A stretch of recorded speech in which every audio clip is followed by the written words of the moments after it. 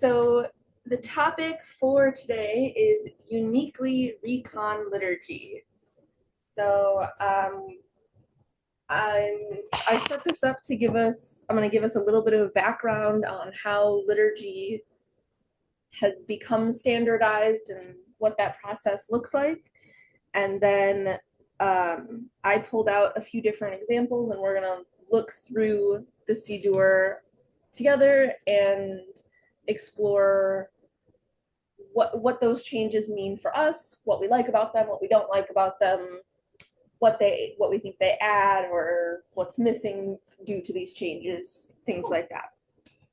So I'm going to start with just a little history of standardizing liturgy.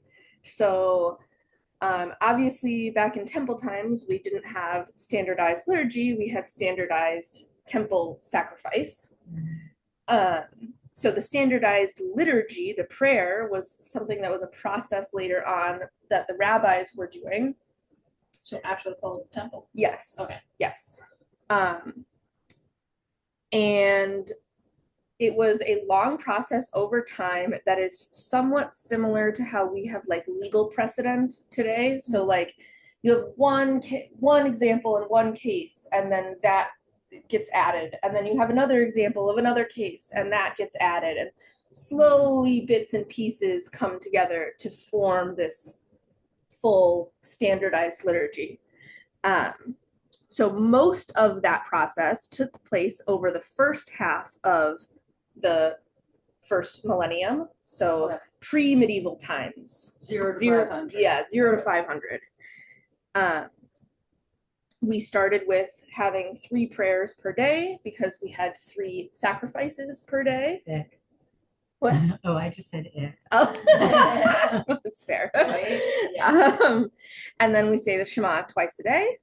And then we also started with a main prayer, which is the Amidah. That's our like central main prayer. Fun fact, the debates around whether you have to cover your head or not, ultimately the absolute minimum is you're supposed to cover your head when you are reciting Amidah. Okay. Fun fact for you. If nothing else, that. Yeah. Okay. So we started there, and it sort of built up from there. Eventually, the standardization expanded into these very detailed ornamental parts of the prayer service. So eventually, we're not just talking about, okay, there needs to be an Amidah. Instead, we're talking about, like, okay, which psalms are we going to say on Shabbat, and which ones do we say at other times, and which Piyutim, which is these medieval liturgical songs. So like Adon Olam is a piyut. Somebody wrote it in the medieval times. It's a poem or a song, and we decided that goes at the end of. See, now we do it Friday night and Saturday morning, and I'm trying to remember. It's either Friday night or Saturday morning is the traditional. Like it has very specific times, but it's more ornamental or added on top, so you can change it if you'd like. Okay. Make sense? Questions so far? Yeah. Okay. So throughout this time, there's also differences between Ashkenazi and Sephardi liturgy, which is why you'll usually see those two as like the main two not denominations, subtypes of Judaism that people talk about. There is also like Mizrahi, and there's Beta Israel, and like there's all these other Jewish communities. But when we're talking about the standardization of liturgy, then we have these 2 main camps, Ashkenazi, Sephardi. So that brings us all the way up to the modern period, when Reform Judaism throws a big wrench in things. And so, Rabbi, the conservative movement uses the same liturgy as the modern Orthodox or Orthodox movement? There are slight changes, but it is far more similar to Orthodox than it is to like Reform. And eternal asterisk that everything is a lot more nuanced than anything I say all the time. So here So for more info. yeah. Totally valid. So we have Reform Judaism throws a big wrench in things, and it says, hey, we're in the modern era, we're assimilating, there are big differences in the ways that we practice and believe, and therefore we are staking the claim that it is okay to make changes to the liturgy.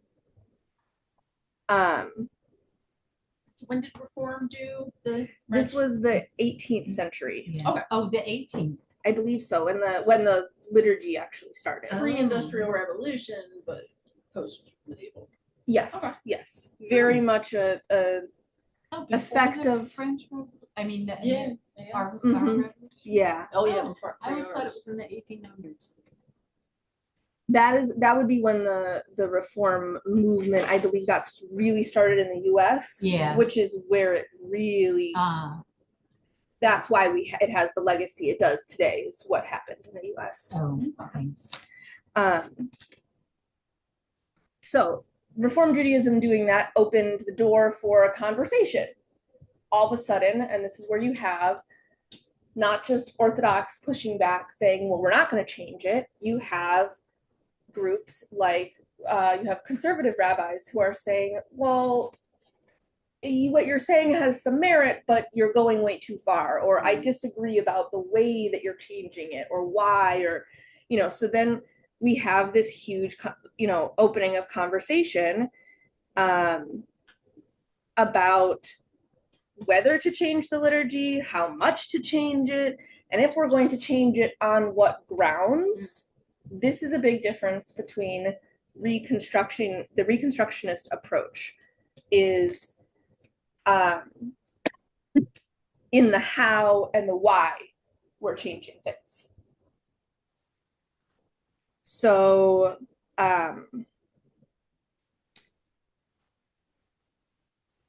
let's see, just a quick like overview is that the Recon approach to liturgy tends to be a both and approach, which is a result of hesitancy around removing things that were traditional, that our ancestors felt were important. But if we want to change something, let's just add to it. And then the other half of that is that puts the power in the hands of each community to decide what parts of the liturgy they want to take and leave. Page 10 or page 12. Exactly. So is it like after the Shema with the two readings? Mm-hmm. So Reform would have one reading there? Reform actually does not, just takes that whole part out. Oh, there's no reading after the Shema. There's how in the Via Hafta, it starts and then there's biblical section 1, 2, and then there's like an end. The biblical sections 1 and 2 in the middle, gone. So totally gone. Okay. And so that's a perfect example, actually. Yeah. Reform just completely gets rid of this middle section of the Via Hafta, and conservative and Orthodox just completely keep it.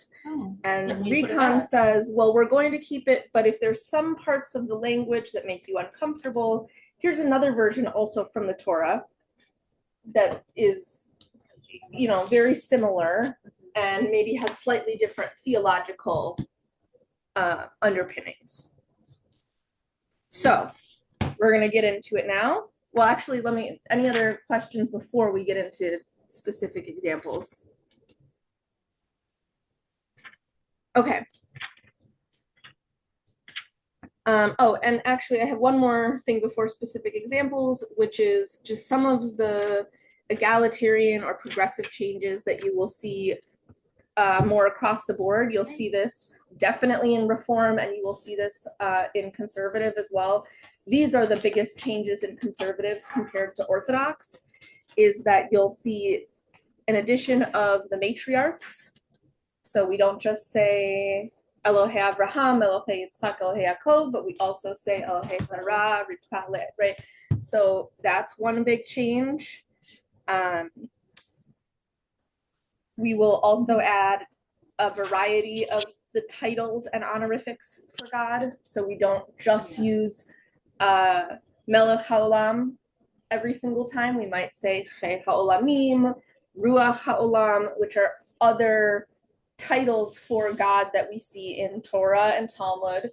But because of the standardization, they had gotten lost in the liturgy. Oh, And well, I was thinking, oh gosh, that was right out of my head.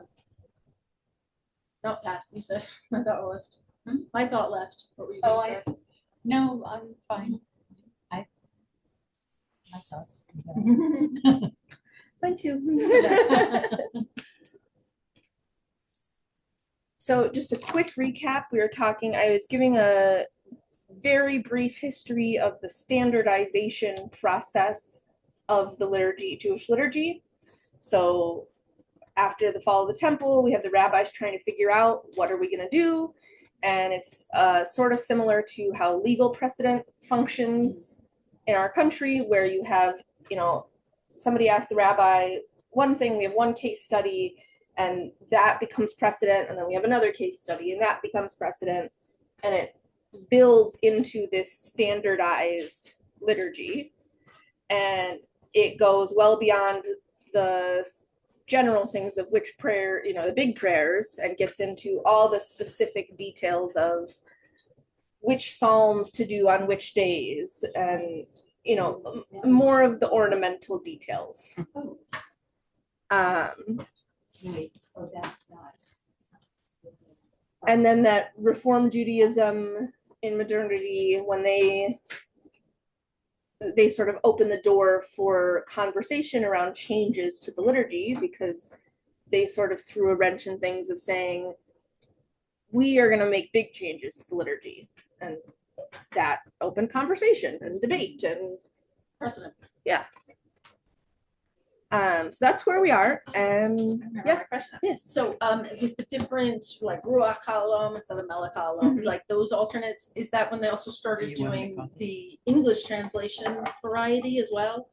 Like Source of Light, Redeemer, like all those different names that we put in for substitution every time the name of God is mentioned. Yes. Is that when they started doing that Yeah. too? Reform was one of the big changes, was we can do prayers in our secular language, not in Hebrew, native English, or yeah.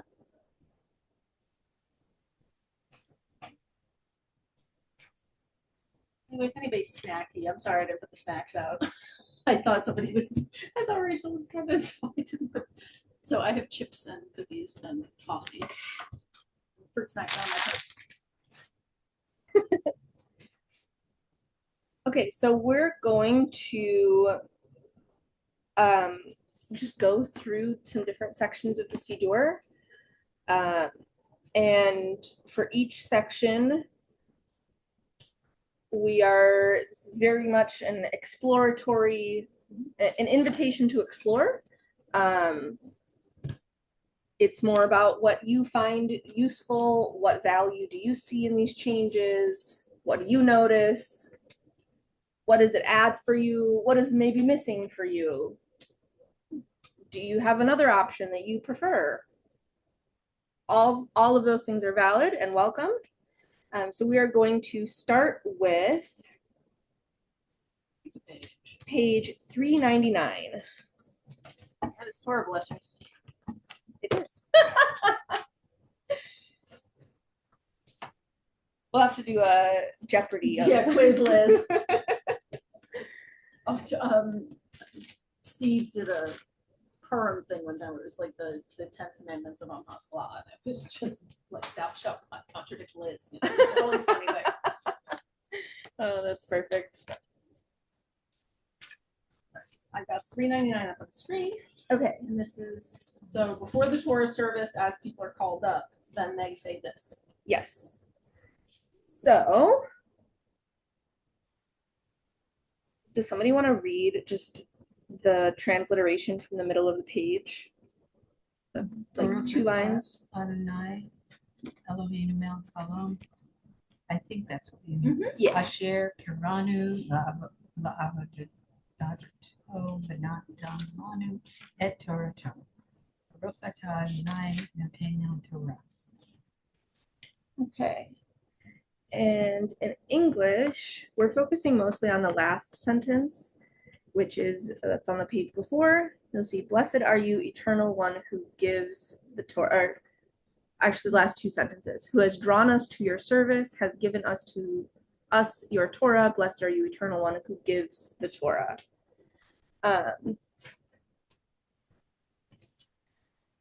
And I have. Can you pull up on Safaria like just a Koren Siddur, Koren? I'm also going to pass it around. Koren.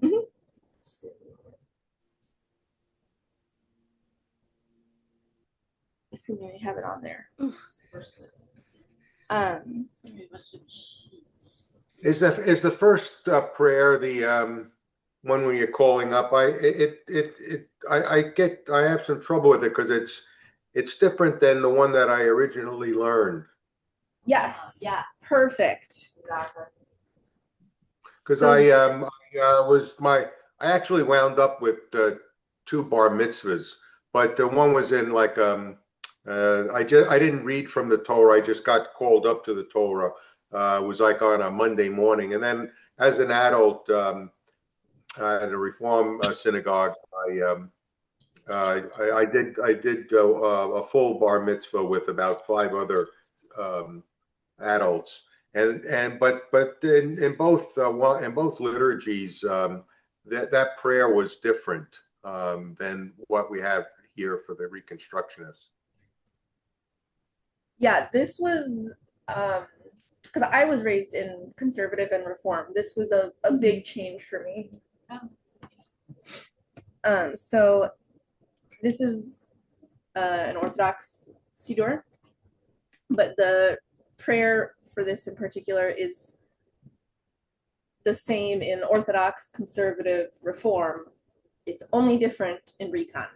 Oh, here we go. The Very Koran unique. Jerusalem Bible. Is that it? I'm looking at the cover. It seems like that might be it. That's the Torah. Same brand though. You might not have it, but that's okay. I'm just I'll going just to the source sheets. Gotcha. Translation.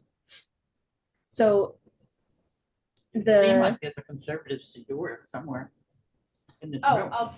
hello. it's using your noggin. I mean, since you said it's in all of the other Yeah. ones.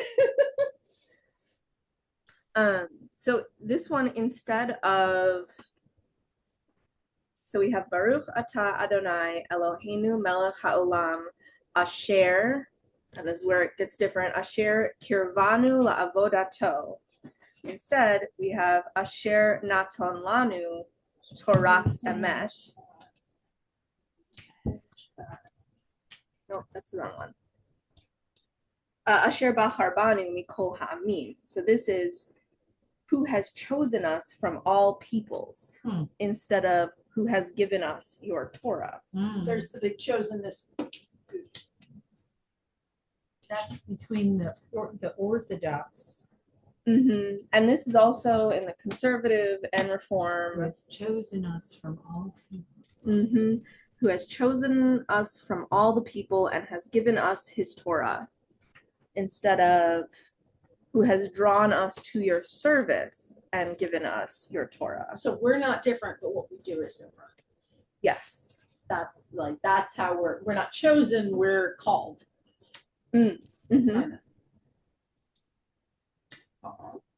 That's a profound difference. Yeah. It really is that concept of being set apart and distinct and other, to shed that Yeah. is, I know a lot of people really struggle with like even the concept that like a Kohen or someone who's like in that line is any different from anybody else. Right. And stuff like that. Like I know some people really struggle with like, it's almost like you knock yourself down a peg or something, but it's a check of privilege in a way. And we've actually had quite a few, Sam, I don't know if you know our family history, but we've had quite a few workshops on how we as a congregation handle the concept of chosenness. As a congregation and as a people in general, we sort of eschew the concept of chosenness within the congregation. Most of the Reconstructionist movement? Yes. I'd say that, yeah, it's a Recon thing too. Interestingly, I was just sent an article about chosenness and whether we should be rethinking our language, and it was written by Armin. Oh, Armin, I'll find that article. Yeah. Oh, definitely share that with us, Liz. Uh-huh. Yeah, if you can send it out to maybe attach it to the shofar or something. Yeah. We always love to hear what our former student rabbis are doing. He's got a website.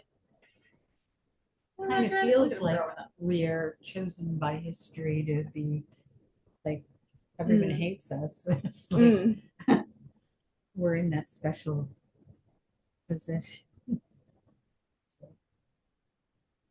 At some point you have to, Betsy, at some point you have to accept the fact that whether we like it or not, we are chosen to be either loved or hated for who we are. Not to make it about me, but like I was dating a guy who wasn't Jewish, and he took me home for Thanksgiving and Christmas to meet his family. And his mother had been a nun in the beginning. And everybody, all the siblings brought somebody from, one sibling brought a Buddhist person they were dating, and another a Czechoslovakian Catholic. And then his mother goes, and Betsy's one of the chosen. And I just started sliding under the table. I was like, no, we don't do that. No. Someone had pointed out to me that it's not like that the Catholics might care more about it than we did. That someone had described it to me as, well, if the Jews aren't set apart and special, neither are we, in a way. Huh. Like I know other people are invested in it too and label us and think of us as such. Yeah. As, oh, well, you consider yourself chosen as, no, I don't. But. Yeah, sure. I mean, not by identity. So this gets to that too, in that it gets away from the chosenness language, but it also refocuses on what we're doing, and what are we focused on is Torah. And wasn't it Mordecai Kaplan who was very much against the concept of chosenness? Yeah. Yeah, Yes. foundational, like. Yeah, because it certainly can be used to create hierarchy and in and out groups, and for Yeah, better and us and worse. them. And, Every boundary, others. yes, Yeah. yeah. So I'm hearing a general, this feels like a really good change. Absolutely. It certainly fits my personal identity and thoughts with the world. I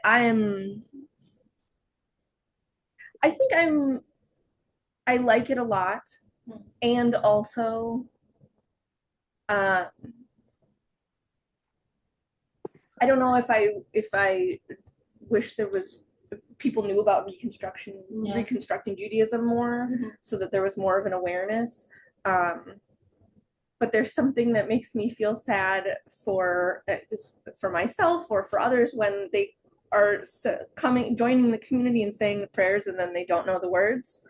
But that happens regardless. Everybody has that. So that's, I just want everyone to be included.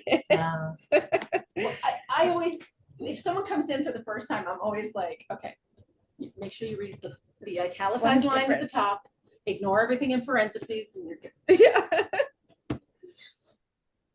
I think there is something to be said to the point that Marty made, though, that when the change was made, the traditional music, which has apparently lasted a long, long time, does not work. I mean, it kind of, people stumble over it all the time. Mhm. I'm embarrassed to be called up there because I just can't get it right. And so it's a small little thing. Sometimes I still have problems following things as we bounce around the prayer book. But I mean that's just my weakness in reading Hebrew. I forgot a lot over the years. So. It's easy. Well, Marty, we can always do joint Alliot that allow you to be a part of it and almost be silent in those little moments where you're going to stumble so that somebody else can carry the tune. We're always happy to do that. I butcher Hanukkah because I remember it as I phonetically learned it as a child.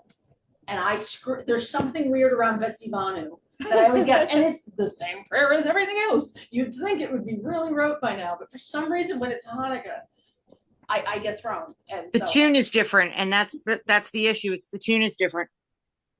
Yeah. We all get it.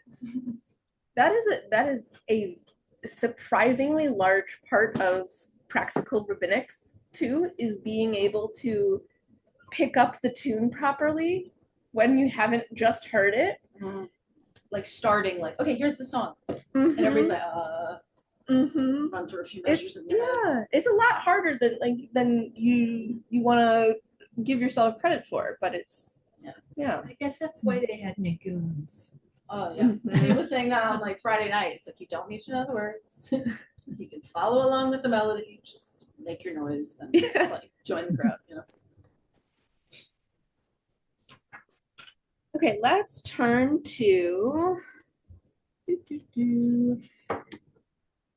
page 115. Shalom? No, 115 is right before Kiddush. Oseh Shalom. That's 107. 115 is Kiddush. I was trying to name what it was before I looked at the screen. But so Kiddush Titkava. We don't normally do this one. That's why. There's so many Kaddish, like Hati Kaddish. That's fair, yeah. Yeah, this is another one that is taken out of Reform. And it's in the Recon Siddur, but it's not often done. And it's not completely transliterated. Yes. That's an interesting choice, because on the other pages where you have like Hatzi Kaddish, it has the entire thing transliterated. Yep. And here it's just like, these are the 2 lines you need to know. Yep. Just a choice, because there's room. So let's see, where is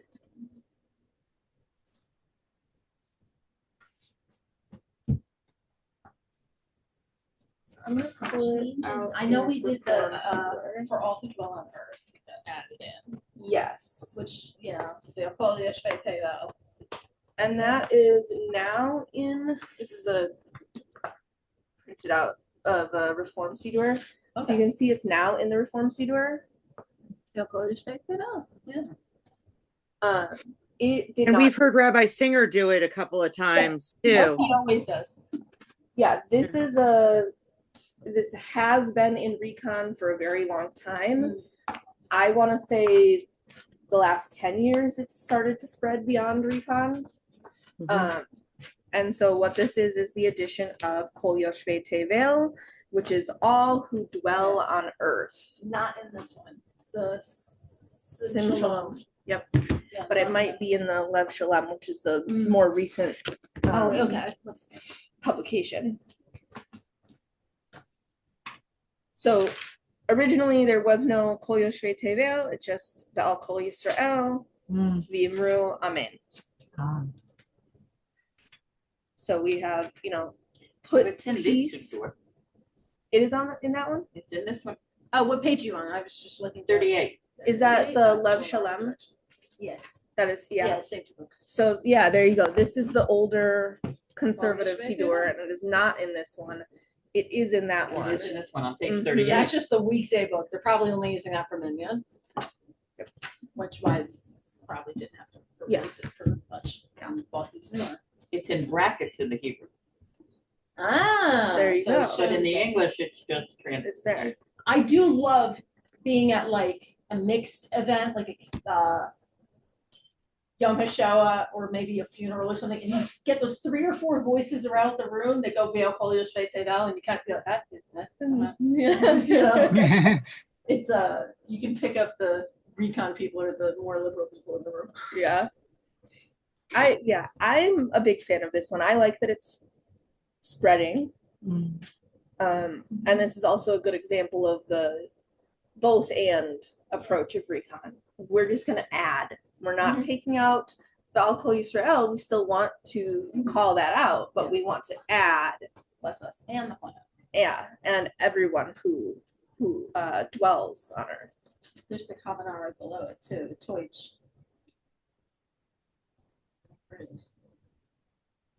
Adding the rabbinic phrase Ve'al Kol Yoshvei Tevel and for all who dwell on earth logically completes the concentric circles of our aspirations. Our care starts with our minyan, extends to the entire Jewish people, and radiates outward from there to all who share our planet. Oh, that's beautiful. So what values do you see in this? How do you think it relates to or is different from what we just looked at with chosenness versus gave us the Torah? It reflects, like he said, that care for everybody who's on earth, that we as human beings need to care for each other, no matter who we are, what religion we participate in. We're all focusing the path to getting to God might be different, but the concept of caring for each other on earth and our earth is important towards all of us surviving. Like if we don't care about each other, we don't care about the planet, we don't care about everything that's happening, we're all going to suffer for it. And the animals. Mm-hmm. Yeah. I cringe how many times a day I hear bad behavior by humans, the humans being labeled as animals, and I'm very we are in one sensitive. way. Oh Right. no, I mean, it's Right, just that yeah. when humans act badly, they're called animals as a 4-letter word, and animal is not a 4-letter word. No. And my ears prick up. Mm-hmm. And it's amazing how many times in a day, if I'm listening to the radio or something, I hear that. But anyway, that I have to be careful not to be on my soapbox. Well, no, it's very interesting. This is that both you and Rachel have brought this up now because the way that it's phrased is very weird. It's not a normal phrase to say Yoshvei Tevel to mean everyone who's dwelling on earth. It is necessarily way more expansive than that because Yoshvei is those who dwell or reside or sit. Yoshev. Yeah. So it's not just humans, it's everything. Yeah. Every Plants, rocks. Yeah, everything that dwells, that Yeah. Well, it's bringing in the non-supernatural God in a way too, in that kind of broadening to all parts of the planet as a whole together need to be like, if it's not all of us, we're not going to get very far. So, but that idea of that it's God is in these things, and maybe that's just makes my spin, but I like that. Any other thoughts on Kol Yoshvei Tevel? Anything you don't like? Also welcome.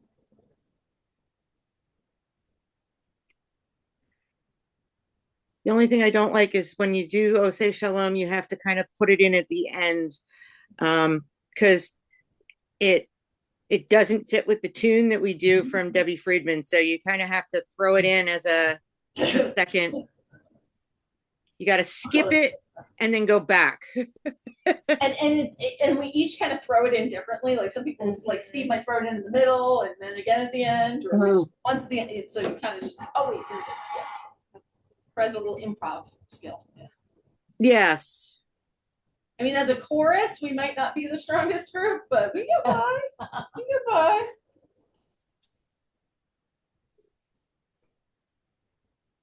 Yeah, that's very interesting. That's the second time now we're talking about our melodies haven't quite caught up with the creativity on the text side. Very interesting. Well, and I think, Sam, that has a lot to do with the fact that there weren't a lot of folks writing music for Recon or sharing the music that they did write for Recon. And the Recon programs that are going back and supporting melodies being written are there now. But it's taken a lot of time for folks to realize that, hey, we need to celebrate the fact that we are different enough that we are allowed to have our own melodies. We don't have to deal with the Karbachs, and we don't have to deal with the other folks. We can celebrate the fact that we've got Shefa Gold, and we've got, Maddie Langman. And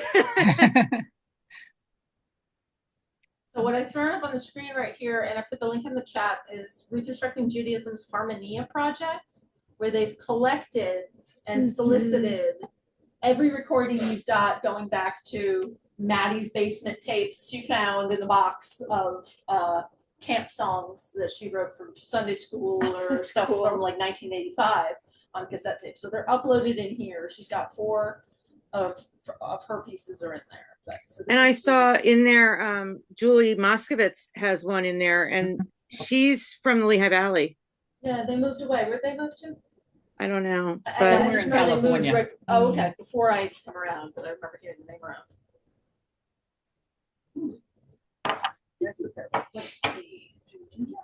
This is kind of an odd stretch, but when we include all who dwell on earth, and we're asking God to bless them, care for them, whatever, are we also then almost by default requiring them to follow the rules and take the responsibility of being part of our community? And do we have the right to do that? That's a good question. It's your planet to fix it. I don't have an answer at all. Which I don't think you expected me to, but do blessings have to be blessed? Like, you can bless someone and just like take it or don't, know about it or don't, but it's there nonetheless. Officially, we have the Noahide laws for non-Jews, which is the laws that God says Noah's generation had to follow. Later generation, I believe, once the flood is over, and it's like most of the 10 commandments, and like that's it.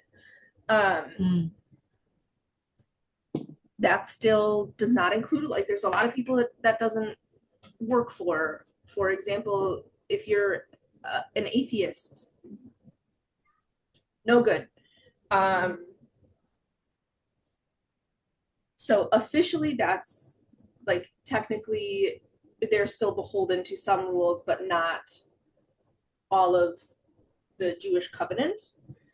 At the same time, the thing that brings up for me is Rosh Hashanah is the new year.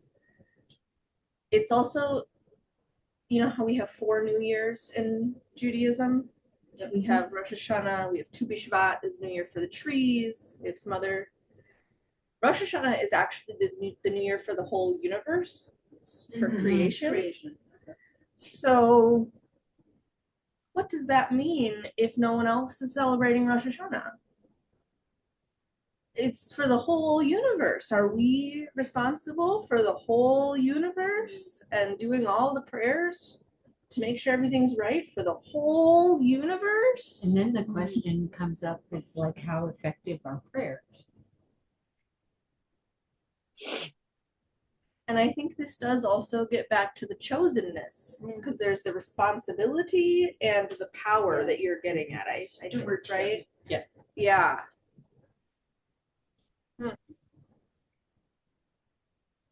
Write it down, stump the rabbi. Yep.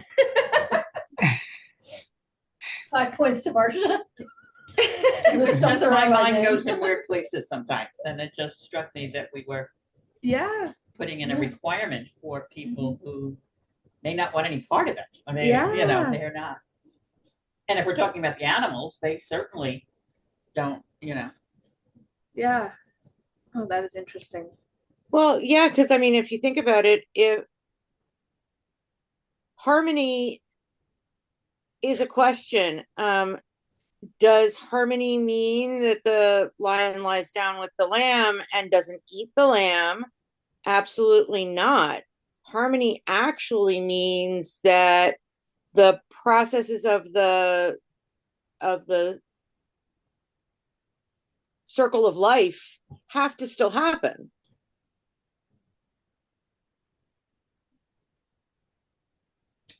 Because everything has to happen in balance.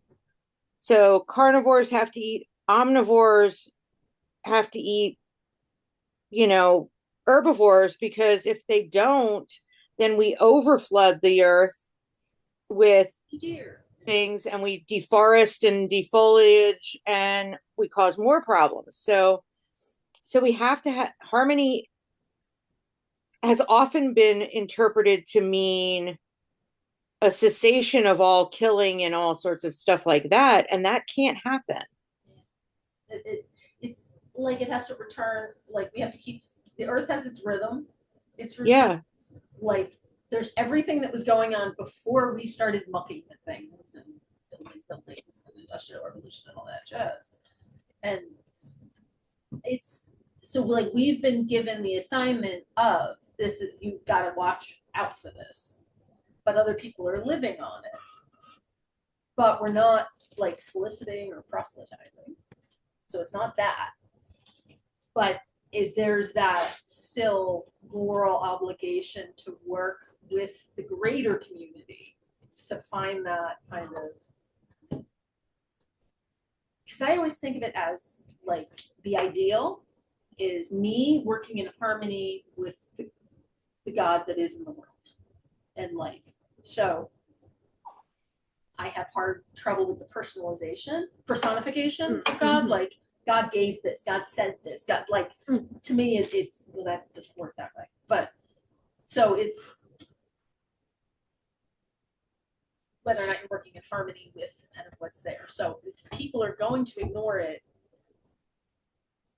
yes, they could drag us all down because we all got to work together to kind of get the planet where it needs to be. So yeah, it kind of, but does the blessing or prayer give them the responsibility? Because prayers and blessings are always essentially one-sided. Well, they start that way. I'm doing the prayer, I'm doing the blessing, etc. And then whether or not it gets to them or not, it served its purpose in me by focusing me in that intent and creating that will and focus. And I don't know. I'm moderator, so. No, that sort of is an answer for Marcia's question. Yeah. It starts with yourself. If each of us is reading the prayer, each of us starts the process ourselves. Yeah. Whether it's taken and run with is up to them. We can only control ourselves. We try to be examples, I guess. Is Yeah. Like this doesn't put responsibility on them. The responsibility to say it and feel it is on us. Yes. I do like that. I do like that. I'm curious what everyone else thinks about if prayer is one-sided. See, this is something that I've a year and a half ago, I would have been 100% in agreement with you. Doing chaplaincy work in a Catholic space has given me some new insight about what does it mean to pray for somebody who isn't the same religion and who may have feelings about Jewish prayers being the type of prayer that's being used right now. You know, maybe they would prefer my coworker who is a nun, and what does that mean? Good question. And that's also praying with someone in the same room. It's very different from an isolated, I'm here and I'm thinking about XYZ. But it's when you bring that in, like, how did Steve phrase it the other night where it was, we show love to God by loving each other. And like these interpersonal, like the Martin Buber-esque, the interaction between us is how we bless the world and God and honor God and like by being cohesive. So I guess it's not giving them that guilt, but somehow getting them to participate in the task at hand anyway for everybody else. So I met a 48-year-old guy who lives in Catasauqua, and he was an only child. He was adopted, and his father had a stroke and is in the hospital near Philadelphia. So it's like a good hour and a half. And, you know, he's working full time. He has no other family support. And I just felt so bad for him. Like, and I don't know, I grew up not believing that prayers worked, but I really am on a precipice of like, I want to believe that they work. And I just felt so bad for him. Like, so I just said, you know, I'm new to prayer really, but I've read about, you know, that it works. Like they've done experiments and stuff. So what is your father's name? I will pray for him. And then I prayed for, you know, in my way, casual. I prayed for him and his dad. And I felt like, well, whether that helped or not, I felt like at least he's feeling like somebody's seen him. And somebody cares. I think that's very important. So I felt like, well, if nothing else, he felt like his pain was seen and shared. Yeah. Even just saying, I will pray for you. Has its purpose. Exactly. It's just that person, you care enough to spend one iota of time separate from me back on me. You know, like you're thinking of us. It made me feel better because I didn't know what to do. Yeah. I always think of it as just unknown mechanism of action because there are those studies, but then Jenny brought up the other day or a couple months ago saying actually like they're not the greatest studies, you know, and so really? I didn't get to follow up with her on, but apparently there's gaps in those. I mean, everything you see conflicting. I think we just don't know yet. You know, like maybe someday we'll understand. Like if it doesn't take too much out of my very busy day, it can't hurt. Yeah. And serves the purpose of giving you that moment of mindfulness and meditation and focus of yourself and like where your energies are and where you'd like them to be.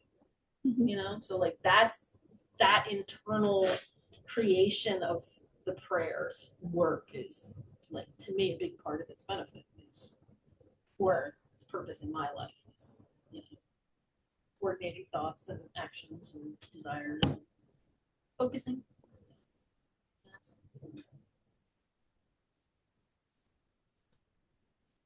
I would say that probably mostly Christian folks who, when you're going through a tough time or whatever, will say, I will pray for you. And I'm always polite and thank them and whatever else, but it means absolutely nothing to me. Petitionary prayer, that's very lovely. Thank you very much. It's just irrelevant. It's like someone saying Merry Christmas. You know, it's a nice gesture, but it doesn't really land. But thank you for wishing me a joyful holiday. For me, when I was should I do chemotherapy? Should I not? When I had breast cancer, And, you know, at first I was just like, just tell me what to do and I'll do it. And then I was listening to people and they're like, do I do it? And the day I finally thought, okay, I surrender, I'm going to do it. And I was with a bunch of walking buddies, many of whom were like Black gospel from kind of churches. And we're like walking a couple laps. And then it started to rain and we all ran under the pagoda in the rose gardens and huddled around and they all prayed for me. And I'm like, all right, I am ready.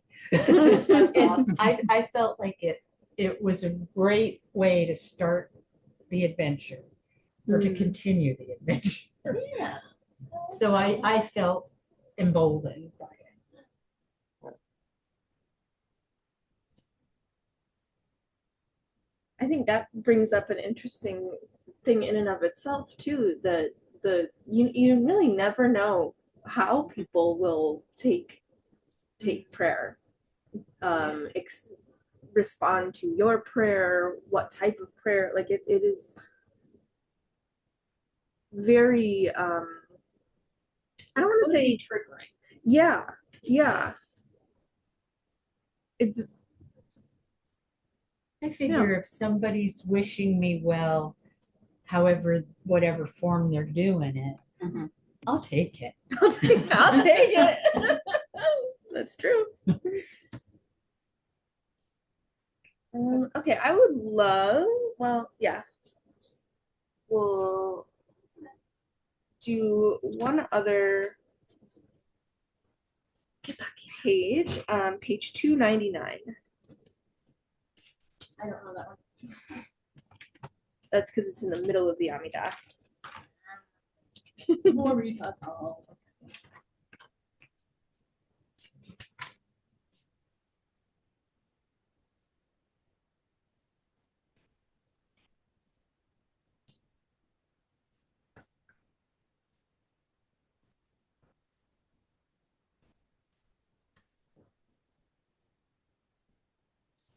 And while you're looking at my neighbor, one of my neighbors is a Jehovah's Witness, and she's been through a lot of rough stuff. And I, you know, it was very uncomfortable for me to use the words like I'll pray for you, and she goes, "Oh, your prayers." She's like, she like actually said your prayers are worthless, and I'm like, okay, well, that saves me a few seconds, Right. Okay. Oof. Oh, that is very funny.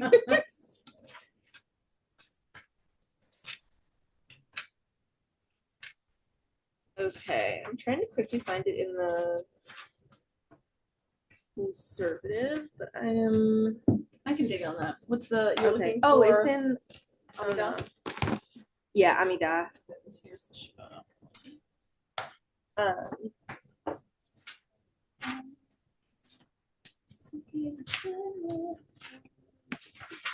Okay.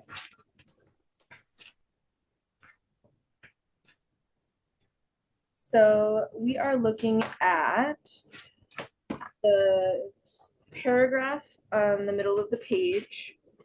Mechakel Chaim B'Chasad Mechaye Kol Chai. And then again at the very bottom of the page, Baruch Atah Adonai Mechaye Kol Chai. Wait, are we in That's 299? all. Yeah, all there 299. is, or all life, like All life. is like just Yeah. it's the grand big all the things. I'm going to show the reform because it actually has the traditional that is in the conservative and orthodox, and that's in the parentheses, and then they have the reform change, which is different than the recon change, if that makes sense. Okay. So here we have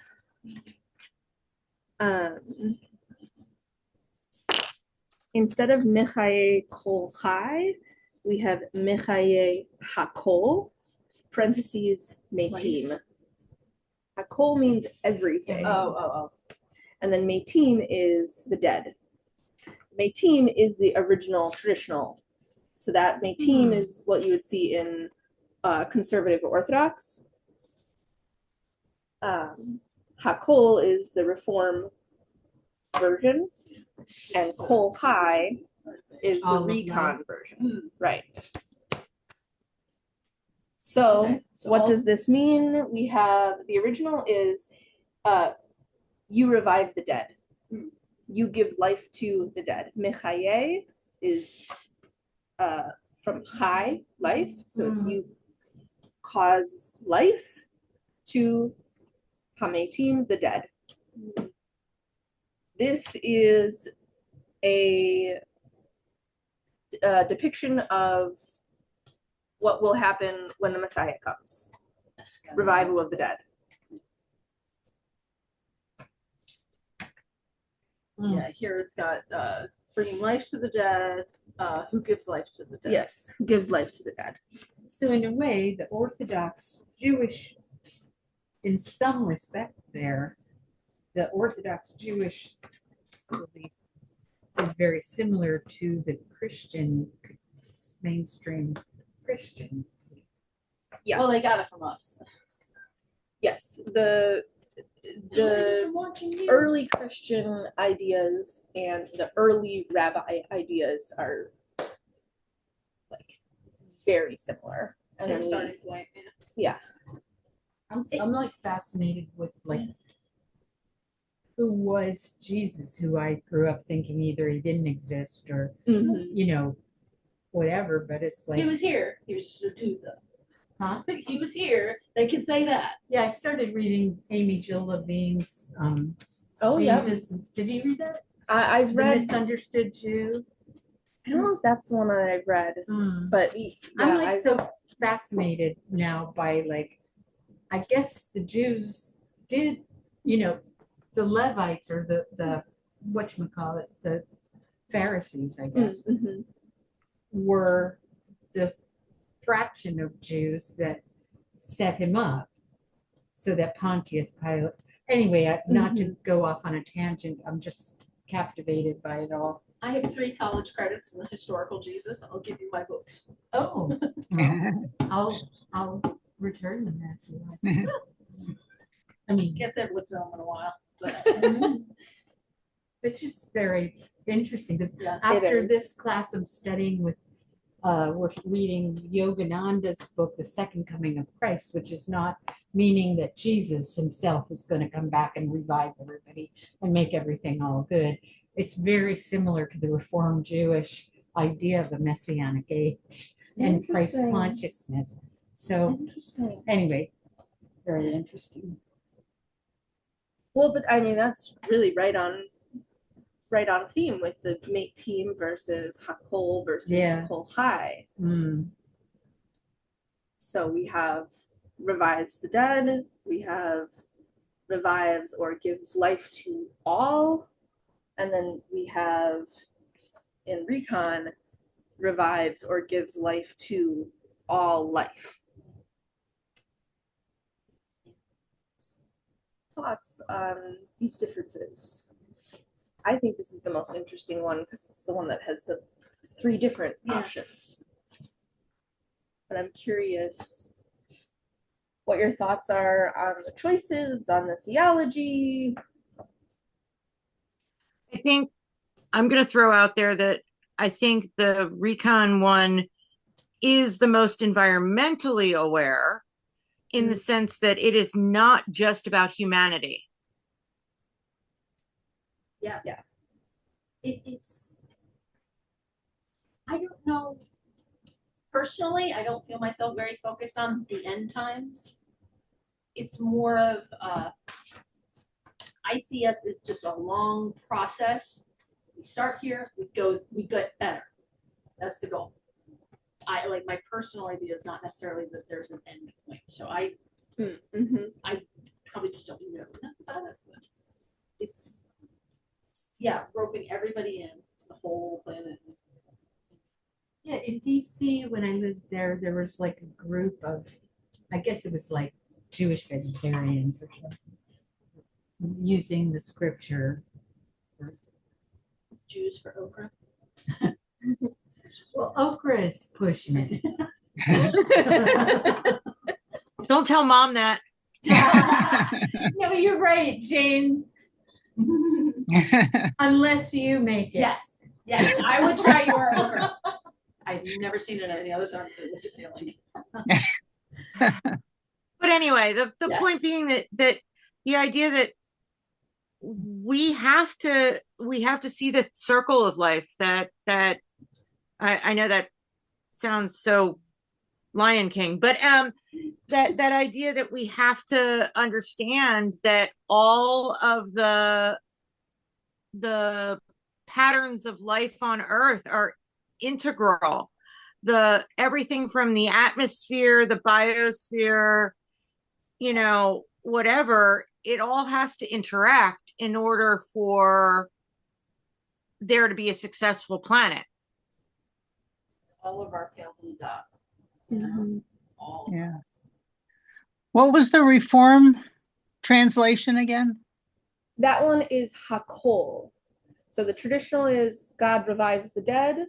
Reform is God gives life to everything. Hakol is everything. And Recon is God gives life to all living things. Okay. Not much of a difference, but yeah. It feels to me like what's happening is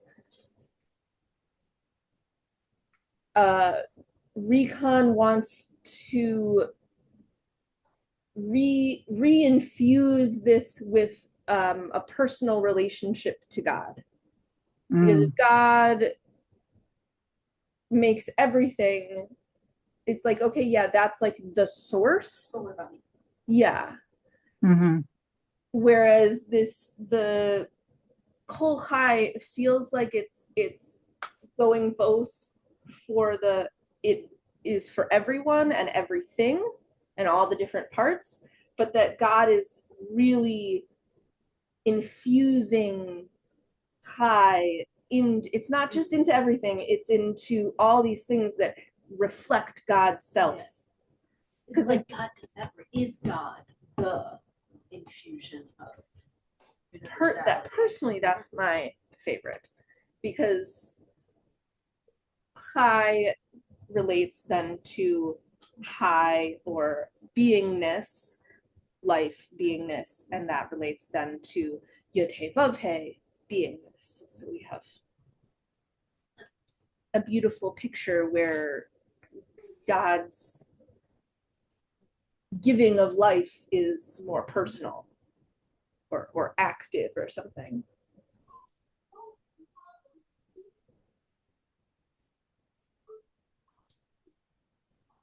Any other thoughts?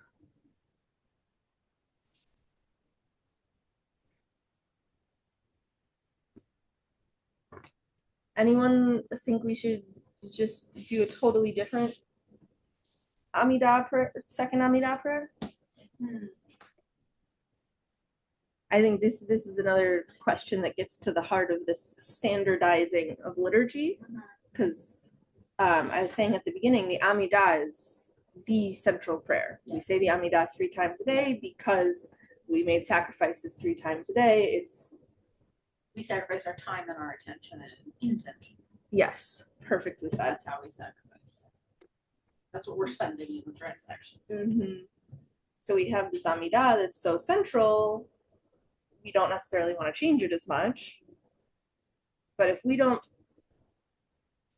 hold the coming Messiah and rebuilding of the third temple as part central to our theology, what do we do with this? What do we do with this part of the Amidah that talks about the coming of the Messiah and revival of the dead? Is that what it's referring to, with all life held dormant in the earth? Or is that yes. just thing that folks will come back from? Yeah, they were quite literally thinking you would rise from your grave.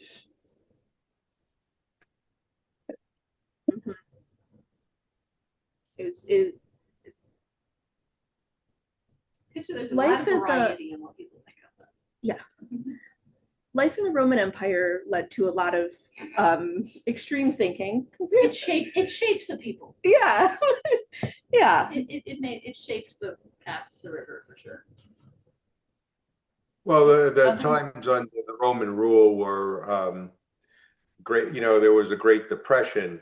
The Romans only had two businesses: slaves and making spears and shields. Everything else was taxing the diaspora around Rome. And so every country under Roman rule was pretty much in a like a recession, depression state. And I think that that's why Christianity was able to get a foothold in, and also, you know, why you get a lot of messianic messages, you know, because people were, it was miserable. If now sucks, there's got to be something better down the road. Mhm. Like what's coming? Like what can I look forward to? What is my goal? Mm-hmm. So yeah, it's that idea of there's a future reward for me versus how do I make the reward for all of us in the future? I feel like how do we make the world better enough that that's the reward? Or in the present. Mm-hmm. moment. Yeah. Mm-hmm. For the moments. What were you gonna say? Do the other movements also give the instructions when you say the Amidah to use the words in the book or the words in your heart? Or are they linked tightly to the book? Good question. In Reform, I have heard that quite often. I've also heard instructions to use what words in your heart in Renewal, but I don't think I've ever heard that in conservative space. So very much tied to the specific words.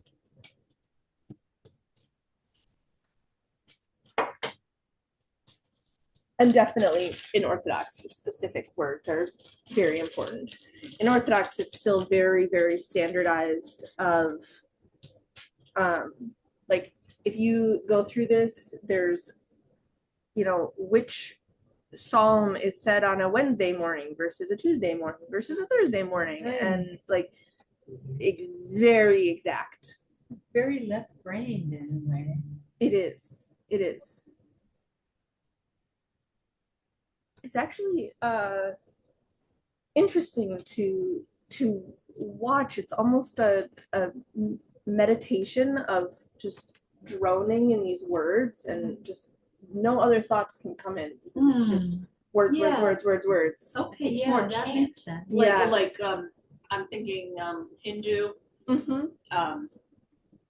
where you a mantra just kind of Mhm. brain's almost on autopilot-ish, and it brings your attention to like a higher place. Yeah.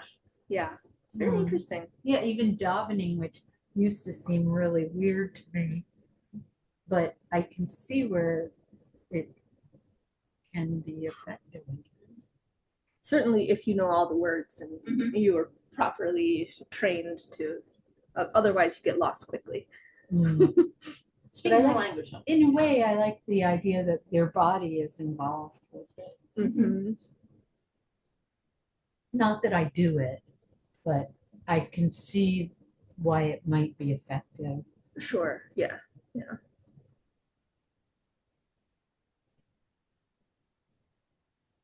That's all I've got for you. Any other thought? I mean, there's endless other small things we can look at, but I'm wondering what your thoughts, feelings, opinions are on Recon liturgy. How much of this did you know? Do you feel closer to the liturgy? I like that we've had some shape on it. We didn't just take it and repeat it and just go, okay, yeah, this is the ditto I got. I'm just gonna run with it. No, there's some personalization and some. You're a very unique brand of people, and I think there should be some kind of recognition of that. You know, just that we made our mark. Mordecai Kaplan, that's his name, right? It doesn't sound right. He came out of the conservative movement. Orthodox. Did he get excommunicated from he Orthodox? taught at JTS. He was, I believe he was raised Orthodox because he was raised an old school Lithuanian Jew, raised in a traditional home, so he was Orthodox. And yeah, I don't think he was originally looking to make a new denomination. And everyone said, no, your ideas are really out there, man. Yeah. Well, Zalman. Then they boot you out. You gotta do something. You've all heard of Zalman Schechter, right? Yeah. His daughter used to join our spiritual writing group. Oh, cool. What? Zalman Schechter's daughter? Yep. What? Oh my God, I had no idea. Yeah, just from spiritual writing. What's it? Oh, I get emails from her every once in a while. what's that? Yeah, I get emails every once in a while with the event she's doing. Give me 2 seconds. My brain's gonna. Let's see, where's my work? I liked him a lot. Hannah Duskus. Wow. So he brought in a lot of people that were disenchanted, like Gershon Winkler. Have you heard of him? No, I don't think I have actually. Brilliant. Let me write that down. oh. I'm gonna text a note to myself. He's amazing. I always mean to send you his stuff at each holiday, and of course, my intentions are there, and I never, between my technological ignorance and yada, but I'm going to make a point to actually get this up on YouTube and then send out a follow-up email with the link to the Evolve conversations on Chosenness. It was one of the links I put in the chat, and it has like 9 different essays, I think, in here. No, 10. All from different rabbis around Reconstructing Judaism. So that looks like some fun reading. And then I'll put actually, I don't need the harmony of them. Hey Liz, now that that is, because that page was not there in the Reconstructing Judaism dialogue in the past, maybe it's time to add another course on chosenness back into the rotation. Chosenness we haven't done it for a while. Yeah, we did it with Armin's first year. We did our Recon 101, kind of like another 101 thing where it broke down into like views on God, views on mitzvot, And then we had done it in a few years prior to that with the movie that had come out on chosenness. And we had a showing of the movie back when Scott was here. It's before your time. Oh, okay. Scott Berman had bought a movie that had been produced on the concept of chosenness, and we all watched it in his apartment building. And then was this Shavuot? No, it wasn't. It was us. Oh, I could have sworn it was one of the I remember blintzes at that apartment, and then okay. Well, okay, so maybe it was a Shavuot thing, but we didn't do it as a joint Shavuot with everybody else. Oh, it was specific to us. You're right. Yeah, it was definitely just on Haskalah. I must have not lived here then. 2017, there was a film called The Chosen People, a film about Jewish identity. That could be it. I think that was it. Yeah, The Chosen People. Oh, I was here. There's one on Chaim Protok's novel, The Chosen, that was by 1981. And then there's the Jesus series on TV. But anyway, so we had done that as a group. And that was an interesting look and perspective on chosenness. That's a link to that video or movie. Anymore. Okay. Well, I guess I'm going to stop the recording, but I appreciate everybody for being here today. It was a really good conversation.